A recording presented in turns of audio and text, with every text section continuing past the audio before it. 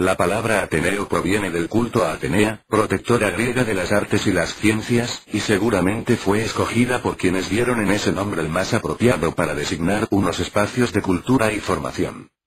En España, los ateneos empezaron a desarrollarse, principalmente en las ciudades, durante la mitad del siglo XIX, en los albores de la Revolución Industrial y en una época en la que también el cooperativismo, unificador de valores como la unión y la autogestión, también daba sus primeros pasos, especialmente en zonas rurales. Poco después de su nacimiento, esos primeros ateneos, nacidos de la iniciativa popular, perderían influencia para ser absorbidos por buena parte de la burguesía y la Iglesia católica, situación que se mantuvo hasta aproximadamente los primeros años del siglo XX. Es entonces cuando nacen los ateneos populares, los centros republicanos y las casas del pueblo, auténticas universidades que contribuirán a crear una opinión crítica y analítica. De entre ellos, los ateneos libertarios, a partir de la Segunda República, vieron cómo progresivamente sus locales se iban llenando de obreros que pretendían acceder a la cultura almacenada en las bibliotecas que cada centro tenía. Ese afán por cultivarse sería su punto de partida, mientras que las asambleas, conferencias y otros actos se convertirían en el camino escogido para rebelarse contra una sociedad que les había convertido en meros productores, en esclavos asalariados, tanto a ellos como a su numerosa descendencia.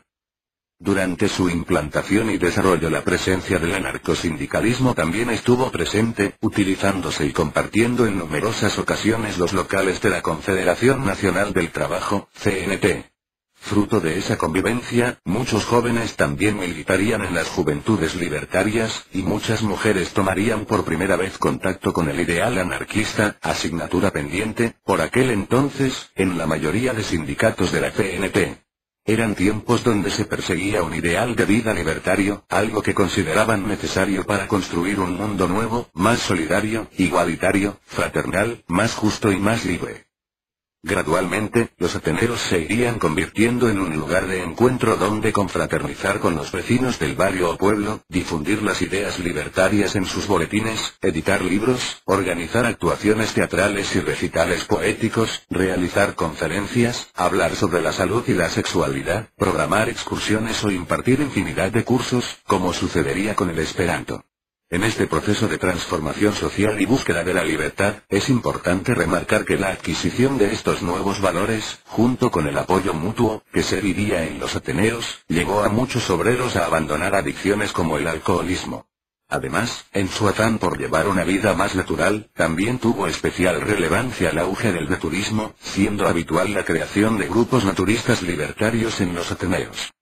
Se ha de remarcar además que en los ateneos se mantuvieron los principios educativos iniciados por las escuelas racionalistas, escolarizándose a los hijos de los trabajadores y procurándoles una educación neutra, científica y laica. Como muestra de la importancia de su labor educativa, decir que se les ha llegado a considerar una de las mayores instituciones culturales del primer tercio del siglo XX en España, puesto que una inmensa cantidad de personas participaron en sus actividades y clases lectivas. Otra muestra de la popularidad que adquirieron, y de la preocupación que suscitaban, se desprende de la opinión de Manel Aysa, del Ateneu Enciclopèdic Popular de Barcelona. En su artículo, referenciado más adelante, sostiene, tras haber leído Lo que yo supe, del general Emilio Mola, que se entiende perfectamente contra quién se levantó el ejército el 18 de julio en África, y el motivo no es otro que el conocimiento que estaba adquiriendo el pueblo, ese conocimiento de todos los conceptos estructurales de la vida, que dio capacidad y soltura de entendimiento y desenvolvimiento a los hombres y mujeres que procedían del obrerismo, y ese saber había sido adquirido en buena parte de los ateneos convertidos en universidades populares.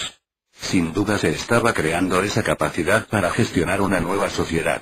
Y eso ni militares ni religiosos podían tolerar. 3 años después llegaría la derrota militar sufrida durante la Guerra Civil y el fin de la Segunda República. Con ella la represión, las ejecuciones y el exilio de quienes habían tenido en sus manos la posibilidad de conquistar un mundo nuevo.